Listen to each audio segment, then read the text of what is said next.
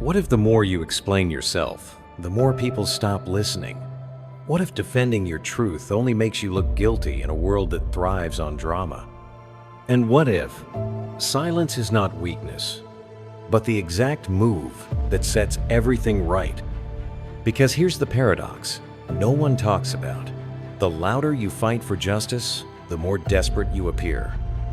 Meanwhile, those who lie, provoke, and manipulate, they walk away looking composed, untouched. But life has a way of correcting its own balance. The Stoics understood this. When you stop explaining, when you stop chasing, when you stop reacting to injustice, something else begins to move. Karma. Not the mystical version, just the simple law of energy. What they put out will return, like an echo in the mountains, like a snake biting its own tail. The lies they tell, the damage they cause, the silence you hold. It all adds up and it all comes back. Not through your hands, but through the invisible weight of consequences they thought they could escape. So, when do you step back? When do you stop speaking and start watching? When does silence become your strategy and karma your voice? Stay with me, because today we're going to uncover the 7 moments in life when the strongest move you can make is no move at all. Part 1. When someone lies about you. There's almost nothing more maddening than being lied about. The injustice of it, the helplessness, the need to stand up, speak out, and set the record straight. But here's the paradox. Defending yourself against a lie often gives it more power. The more you explain, the more people begin to wonder, why are they trying so hard to defend themselves? The lie begins to grow, not because it's true, but because your reaction makes it look important. This is one of the cruel tricks of manipulation. The person spreading falsehoods isn't interested in truth. They're interested in control. They want to see you squirm. They want to own your emotional response. And the more rattled you get, the more they win. Because when you're pulled into their chaos, your dignity becomes collateral damage. But Stoicism offers a different stratagem that's harder, but infinitely more powerful. Marcus Aurelius put it simply, if it is not right, do not do it. If it is not true, do not say it. That's it. Let their lies run wild. Let them say what they want. You don't stoop. You don't scramble. You don't start a campaign to clean up every false rumor. You walk in truth and let time be your witness. Let me tell you a story. A man I knew, let's call him James, was accused at work of something he didn't do. The rumor spread like wildfire. People started whispering. Some colleagues began keeping their distance. Every instinct told him to fight it, to go desk by desk proving his innocence. But instead, he chose silence. He didn't retaliate. He didn't gossip back. He just kept showing up on time. Focused, grounded. Weeks later, the truth surfaced. The person who accused him had a track record of deceit. James never had to defend himself. His actions had already done that for him. And that's the Stoic way. So what should you do when lies are thrown at you? First, trust in the long game. Lies spread fast, but truth, like stone, endures. Second, protect your integrity. If you know who you are, the opinions of those who don't know the full story are irrelevant. And third, don't feed the fire. Every time you chase a lie, you elevate it. But when you stay calm-rooted, detached from drama, the lie eventually burns out.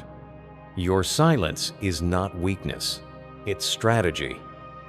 And in a world addicted to noise, your stillness speaks louder than any defense ever could. Part 2. When someone betrays your trust. Betrayal. That quiet knife that doesn't just cute it, shatters. And the worst part? It never comes from strangers. It comes from those you let in, those you trusted, those you believed would protect your heart, not pierce it. When betrayal hits, whether it's a friend who turns on you, a partner who violates your trust, or someone close who exposes your vulnerabilities, your first instinct is to confront, to demand an explanation, to try and make them understand just how deeply they've wounded you. But here's the hard truth. People who betray often come with rehearsed excuses. They've already justified what they did long before you found out. In their story, they're not the villain you are. And the more you try to make them see the damage they've caused, the more they'll twist your words to suit their version of events. The more you seek closure, the more they'll control the narrative. That's why the most powerful response isn't rage. It's not confrontation. It's not pleading. It's silence. Let them sit with the weight of your absence. Let your withdrawal speak the truth your words could never carry. Because walking away with calm, with dignity, with composure, that's not retreat. That's mastery. Seneca said it best. A gem cannot be polished without friction, nor a man perfected without trials. That betrayal you feel, that heartbreak, that moment of disillusionment, it's your forge. It's the fire that strengthens your sense of self, that burns away illusion, that teaches you to stop placing loyalty where it's not respected. Let me share a story with you. A woman I know, we'll call her Sarah, had a best friend for over a decade. They shared everything. Late night secrets, heartbreaks, dreams. She trusted this friend completely. But one day, Sarah discovered that this same friend had been speaking behind her, backspreading things, said in confidence, sabotaging opportunities, and manipulating people they both knew. Her first impulse was to confront her, to demand an explanation, to defend herself. But then she paused and chose a different path. Sarah said nothing. No texts, no dramatic exits, no warning shots, just silence. She walked away without a word. No justifications, no angry posts, just gone. And what happened? The friend expected drama. She expected a fight. She expected Sarah to chase her, argue with her, give her another chance to twist the story. But what she got was silence. And that silence? It echoed louder than any accusation ever could. It shook her because it told the truth. A truth that couldn't be manipulated. So how do you handle betrayal? First, accept the reality. The pain comes not from what they did, but from who you thought they were. Mourn the illusion, then release it. Secondo, not waste your breath trying to make them feel guilt. They already know what they did. And if they don't care, your words won't change that. And third, choose silence. Not as punishment, but as protection. Because when you walk away without looking back, when you protect your energy instead of trying to repair something that was built on lies, you show strength. Not to them, but to yourself. Betrayal will sting, but it will also shape you. And in the end, what they broke wasn't you, was the bridge they could have walked across. Let them be the ones to feel the loss. You keep walking. In silence, in dignity, in peace. Part 3. When someone insults you. We've all been there. Someone throws a jab, a backhanded compliment, a subtle dig that pierces just beneath the surface. It could be in public or in private, at work, in your own home, even among so-called friends. And for a moment, your mind burns with that familiar "Hetho, dare they?" But let's get one thing clear. Insults are not just words, they're weapons. And like all weapons, their power depends on how you respond. That's what they're fishing for, a reaction, a crack in your armor, a sign that they've gotten under your skin. They want to watch you flinch. They want to see you lose your calm. Because the moment you do, they've won. Here's the truth. Stoicism teaches, every time you react with outrage or defensiveness, you hand them the very power they were hoping to steal. So what's the alternative? Detachment, silence, the unshakable strength of someone who no longer plays petty games. Marcus Aurelius said, "The best revenge is not to be like your enemy." In other words, don't stoop. Don't meet fire with fire. Meet it with stone-cold stillness. When someone insults you and you simply look at them, calm, composed, indifferent, you've already won. Let me give you an example. A man I know, we'll call him David, was at a company party. Recently promoted, dressed sharply, respected by most, but not by all. A jealous coworker, bitter and petty, leaned in and said just loud enough for others to hear, "Wow, I guess they're just handing out promotions to anyone these days." The room paused. Everyone braced for David's comeback, but it never came. David looked at him, smiled faintly, then turned back to his drink and the conversation he was having. No anger, no words, no reaction. The air shifted. And the insulter? Left standing there, awkward and exposed, realizing that what he threw had hit nothing. Because David didn't just ignore the insult, he absorbed it without letting it in. That's what power looks like. So how do you do the same? First, recognize that insults say more about the person delivering them than about you. A secure person doesn't throw stones. They don't try to tear others down just to feel taller. Second, embrace silence as your shield. Not silence born of weakness, but of mastery, of emotional discipline, of control. And third, stand tall. Your posture, your presence, your peace, they're your response. Because when someone tries to bring you down and you remain unmoved, you're not just unbothered, you're untouchable. You don't owe anyone a defense for who you are. Not every accusation requires an answer. Not every attack deserves a reply. Remember, you cannot always control what others say, but you can always control what you absorb. And sometimes, the most powerful thing you can do is nothing at all. Because in a world addicted to noise, silence becomes thunder. Part 4. When they play the victim. Let's talk about one of the most deceptive masks a person can wear playing the victim. You've seen it before. Maybe you've lived through it. You hold someone accountable, challenge their behavior, or simply speak your truth, and suddenly, you're the villain.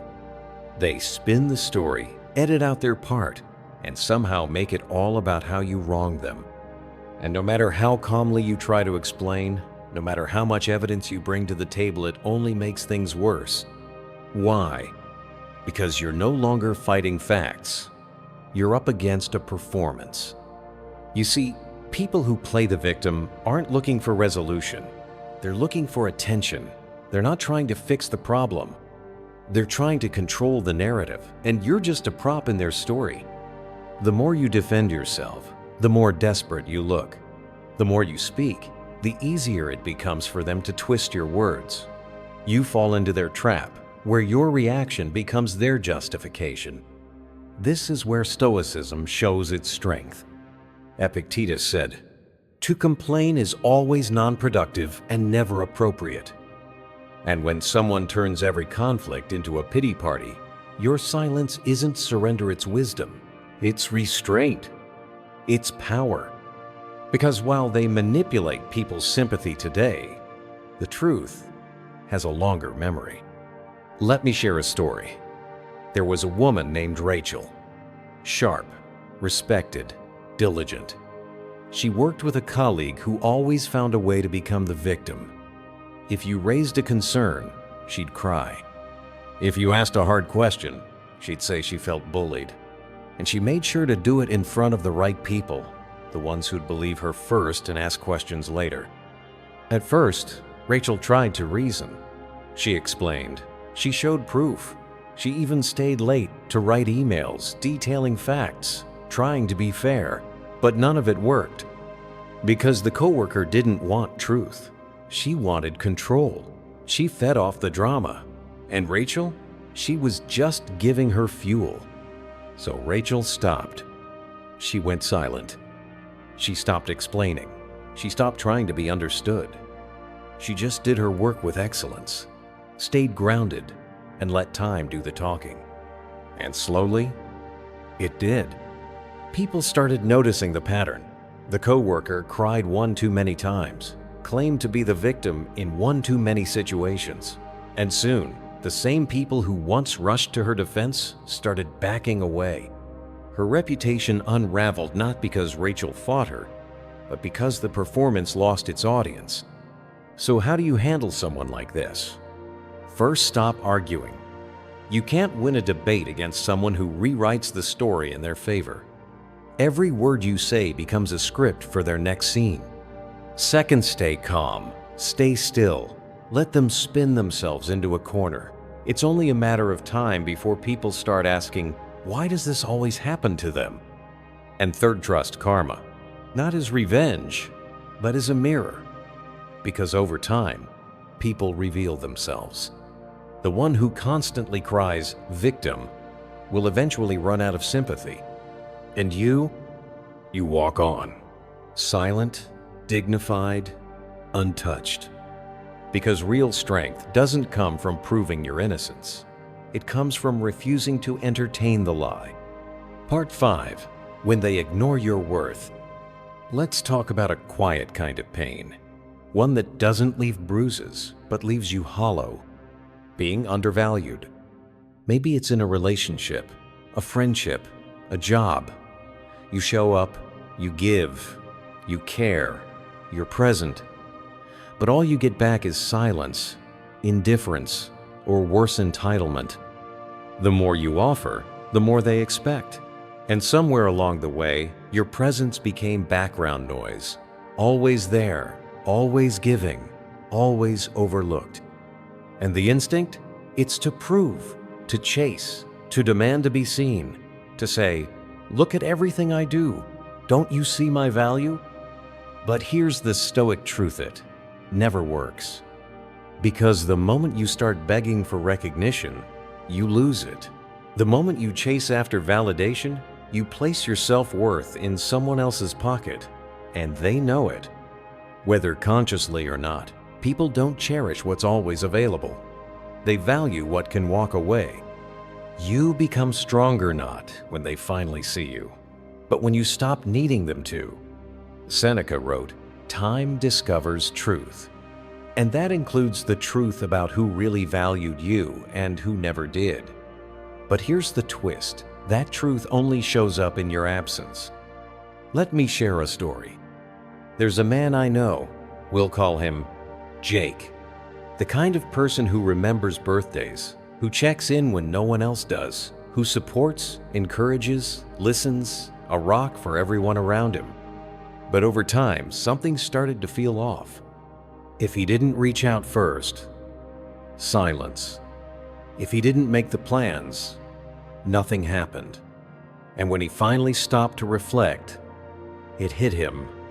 He wasn't being loved. He was being used. Not out of malice, but out of comfort. He was the reliable one, the always available one. So Jake made a shift. Not a tantrum, not a dramatic exit, just silence. He stopped texting first, stopped offering more than he received. He gave space, not to punish, but to observe. And the result? It was revealing. The people who truly cared, who valued him, they noticed. They reached out. They filled the gap. But the others? The ones who only saw him as a convenience?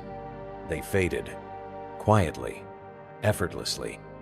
And that silence gave Jake the answer he never had to ask for. So, what can you learn from this? First stop, explaining your worth. Your value doesn't decrease just because someone refuses to recognize it. Their blindness isn't your burden. Second, step back. Observe without anger. See who shows up when you stop overextending yourself. And finally, trust silence. Because silence is a mirror.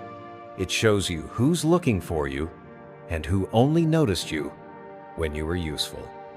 Stoicism teaches us this. You don't have to rage. You don't have to beg. You don't even have to speak. When someone can't recognize you're worthwhile, you're standing right there in front of them. Let them feel your absence. Let them experience the space you used to fill, the energy you used to give, and let them sit with it. You'll be surprised how loudly silence speaks. And what it tells you is always honest. Part 6. When they try to provoke you. Let's talk about a power most people never master: the ability to not react. There will always be people who live to trigger a response. They poke, prod, and stir drama, not because they're seeking truth or clarity, but because conflict feeds them. And the moment you take the bait, raise your voice, defend your position, let your emotions spill out, you've handed them exactly what they wanted: control over your state of mind. This is the subtle game they play. A smirk, a passive-aggressive comment, a calculated jab disguised as a joke, and every time you flinch, explain, or explode, they win. But here's what Stoicism teaches us. Real power is quiet. Marcus Aurelius wrote, "You have power over your mind, not outside events. Realize this, and you will find strength." And that's the secret most people never learn. You don't win by arguing louder. You win by not playing the game. Let me give you an example. There's a man I know, let's call him Adam. He worked with someone who thrived on conflict. Every meeting was a minefield. The coworker would drop snide comments, questioning his ideas, mocking his tone, anything to get under his skin. At first, Adam responded like most would. He defended himself. He explained. He even snapped a few times, but nothing worked. In fact, it only encouraged more jabs. Until one day, Adam stopped reacting. The next time the coworker tried to trigger him, Adam just smiled, nodded, then continued with the meeting as if nothing had happened. No tension. No comeback, just calm, practiced indifference. And it changed everything. Without reaction, the provocateur had nothing to feed on. No emotional victory, no energy to drain. And over time, the attempts stopped, not because Adam fought harder, but because he refused to fight at all. So how do you handle people who try to provoke you? First, recognize the pattern. If someone keeps pushing your buttons, it's not random, it's a tactic. And once you see it for what it is, you can step out of the trap. Second, stay calm, detach emotionally, respond with stillness, not noise. Your silence will confuse them, your composure will disarm them. And third, remember what's at stake. The real power isn't in winning arguments, it's in preserving your peace. Think about it. In every room, the loudest person might grab attention, but the calmest person commands respect. Stoicism isn't about being emotionless. It's about being emotionally sovereign. It's the strength of choosing when to speak, when to act, and when to simply let others reveal themselves. So the next time someone tries to bait you into conflict, do this. Breathe. Step back. Smile if you must, but don't react. Because your silence, it's louder than any outburst they were hoping for. Part 7. When they regret losing you. Let's talk about one of the hardest and most liberating lessons in life: walking away and letting someone feel the weight of their own choices. At some point, we all encounter people who take us for granted. They assume our presence is guaranteed, that our kindness is endless, that we'll always be no matter how little they give in return. But the truth? Someone who truly valued you wouldn't put themselves in a position to lose you. Most people don't realize what they had until it's gone. Not when you were showing up. Not when you were giving your time, your energy, your patience. But the moment you stop, the moment your silence replaces their comfort, that's when reality hits them hard. And that silence, that's your power. You don't need to chase. You don't need to explain. You don't even need closure. Let them sit with the echo of your absence. Let them wrestle with the consequences of what they let slip away. Because when you truly walk away with no second chances, no maybe later, no breadcrumb of hope, your absence becomes louder than any words ever could. Epictetus once said, "No man is free who is not master of himself."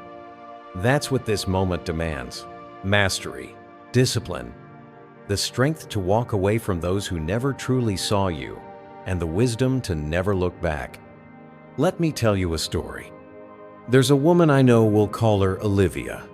She spent years in a relationship giving everything: her love, her time, her presence.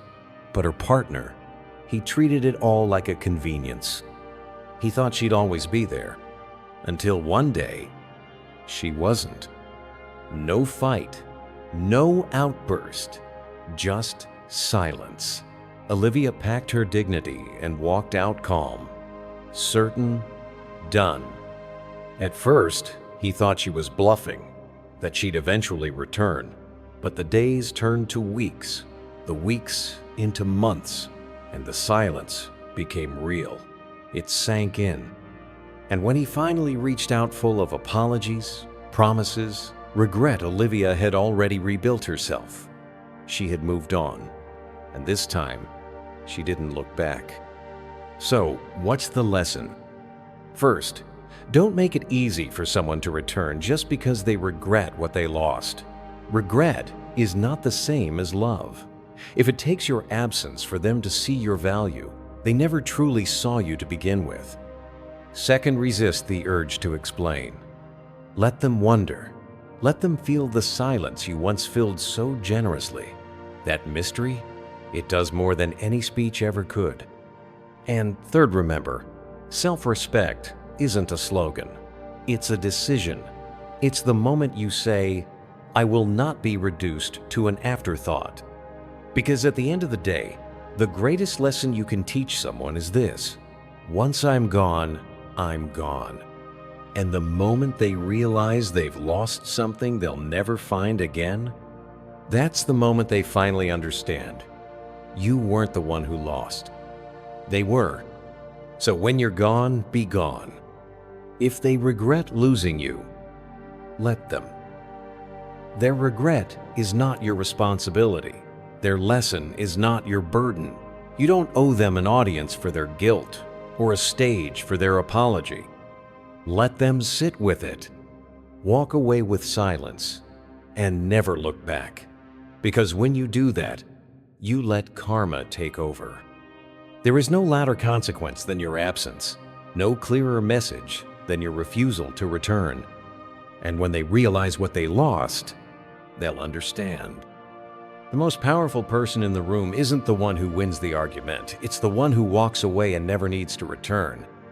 If this message spoke to you, if you felt the sting of being taken for granted and chose silence over struggle, then you already know. You weren't the one who lost. You were the one who rose. So if this message resonated with you, if you've ever been lied about, betrayed, provoked, or ignored, know this: you are not weak for walking away. You are not cold for choosing silence. You are not heartless for protecting your peace. You are powerful because you refuse to become like those who wronged you. Let karma speak louder than words. Let your silence become your strength. Let your absence teach them what your presence once gave freely. If this video helped you see your worth a little more clearly today, leave a comment with the word unshakable. It lets me know you're here, you're awake, and you're ready to live with dignity. Thank you for spending this time with me. Subscribe if you haven't already, and share this video with someone who needs to hear it. Because together, we are reclaiming our calm, our clarity, and our power one silent victory at a time. Stay strong, stay stoic, and I'll see you in the next one.